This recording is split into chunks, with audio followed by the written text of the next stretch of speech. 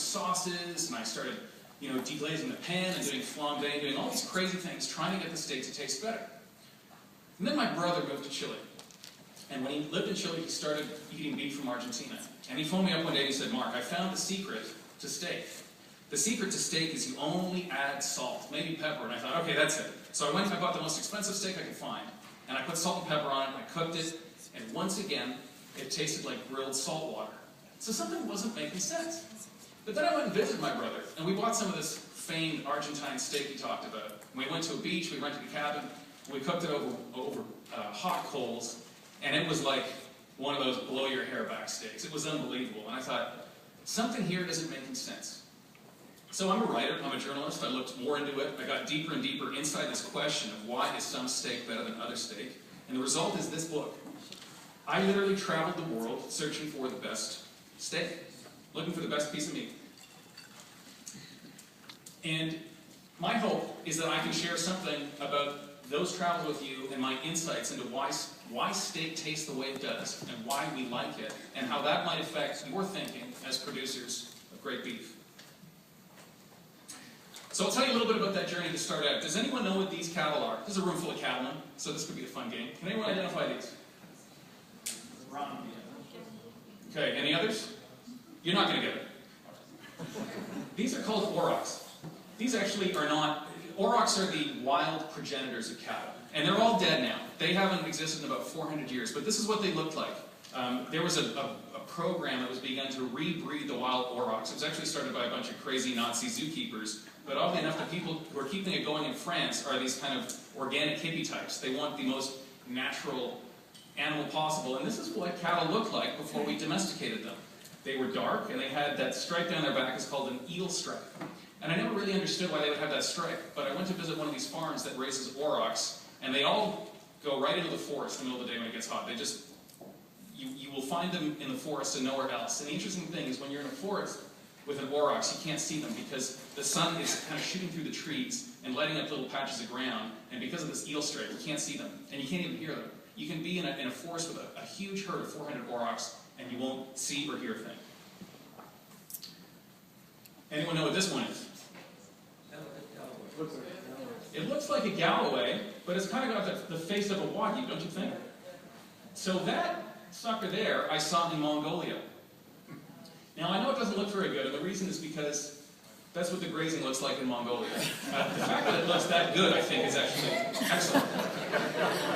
Somebody deserves a round of applause. But here's the interesting thing. We're all here because we're talking about Wagyu genetics, because we're interested in this fascinating breed of cattle. Well, these Wagyu-style genetics aren't limited to Japan. There's a breed in Korea called Hanu that have some of the same characteristics. And the truth is they're all over Asia. We just don't really know. The reason we know about the Wagyu is because the Japanese have improved them and have studied them. But they're not limited to Japan. There's an interesting guy at the University of Missouri named Jared Decker. He might be an interesting speaker because he's done a lot of interesting genomics work, not only on all cattle, but Wagyu in particular. And what he told me is that there was 3 original domestication incidents for cattle. It happened 3 times. And Wagyu come from the same domestication incident as European cattle. Some of those cattle went to Europe, and some of them went to Asia. And that's what we know today. Those are the progenitors of the modern day Wagyu. So I'm someone who thinks there's probably some pretty interesting genetics out there that we haven't found. We don't know what's out there. So anyway, it's easy for me to have deep thoughts, lie awake at night thinking about what would a Mongolian cow taste like if, say, Pete raised it. I can't fund that project, but I volunteered to be a taster. This is what a Mongolian butcher shop looks like. This is the Grippin and Grippet School of Butchering. Not a lot of marbling. Now this is a cow I saw on the side of the road in Greece, and then a few days later I was in Italy. And in Italy they said, it's kind of this myth in the countryside, they said our cattle all came from Greece even before the Romans were here. The ancient Greeks brought them over to Italy, and I thought, how do you guys know this? That sounds crazy. And then I saw this cow by the side of the road in Italy, and I thought, I think they're right. This was in Argentina. These are Angus cattle on the famed Pampas. And this is my cow. This is a heifer I raised for my book. Actually, I don't think she's a heifer. I was told she was a heifer from the dairy farmer that I bought her from, but I think she had a few more miles on her than that. So I have had some manure on my boots. I finished her on apples, in fact, which is something only a first-timer would do. And it was really good. Over the course of my travels, I ate steak that looked like this. This will be familiar to you. I also ate steak that looked like this. And I know it's easy to sneer. This will surprise you. This is 2 ribeye steaks from a Highland steer that I had in Scotland. 2 of the best steaks I've ever had in my life. Actually, I didn't eat them both. Some of the best steak I had. I shared it. I regretted sharing it as soon as I was done. And this is you may recognize this picture. This is a painting on some famous caves in France called the Grotte de Lascaux. These paintings are about 18,000 years old. These are pictures of wild aurochs. This is before cattle had been domesticated. This is when we were still hunter-gatherers. Now, does anyone notice anything interesting about these cattle? Maybe the better way to answer this is, are there any hunters in the room? Anyone hunt? Okay, a couple people a little bit.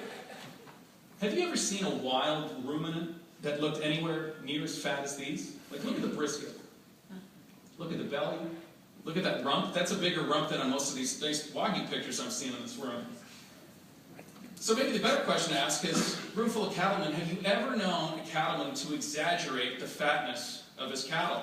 Has this ever happened before? Never. It never happens. So here's a picture of an Aberdeen Angus. This is painted in 1840. Do you really think it was that fat? Does anybody really think it was that fat? Does anyone think these aurochs were really that fat? Well, there's a reason we like pictures of fat cattle. It's literally in our genes. And to understand, it helps to know a little bit about evolution. So we're going to turn the clock back about 3.6 million years ago, when there was a little critter running around Africa. Back then, the hipster facial hairstyle was popular as it is now. And this critter ate a lot of vegetable matter. It had a long digestive tract because it had to pound out, had to suck the nutrients out of green leafy matter. Its digestive tract was a little bit more like a cow's compared to our own. That's because it ate, that's what it ate. It ate fruit and it ate green leaves. And it occasionally ate meat. It was, we think, an opportunistic hunter, which is to say it wasn't very good at hunting, but when it could hunt, it would. And interestingly, that's exactly what chimpanzees are like. Chimpanzees are our closest living relatives. We share 98% of the same DNA, and chimpanzees suck at hunting. They start out every day going into the forest looking for vegetables to eat. They want to eat fruit. They want to eat leaves. But if they can find like a colobus monkey or a little baby antelope that its mother's hidden in the bushes, they will rip into it with what one anthropologist described to me as bone-crunching, skin-tearing glee. They love the stuff. In fact, male chimpanzees have even been known to trade meat for sex. I've tried it, doesn't work.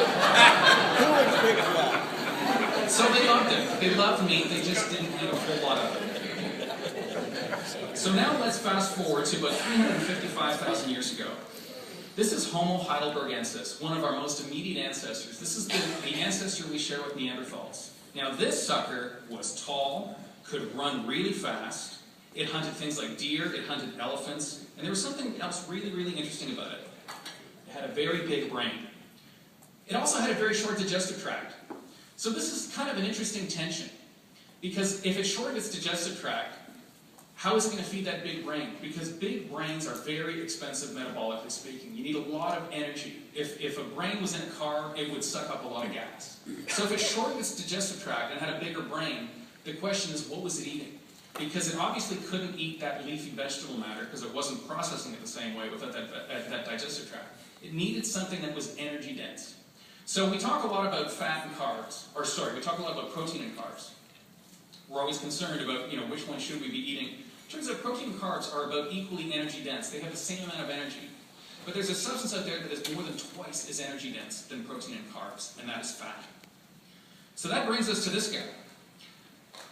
This guy is the guy, not the actual person, but this comes from the same group of people that painted those pictures on those cave walls in France. That's Homo sapiens sapiens. This guy is genetically identical to us. Give him a haircut, put him in a suit, and he would fit in perfectly here.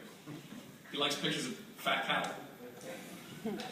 So we call this era the Upper Paleolithic. This is right before we discovered agriculture. This is when we were still hunter-gatherers.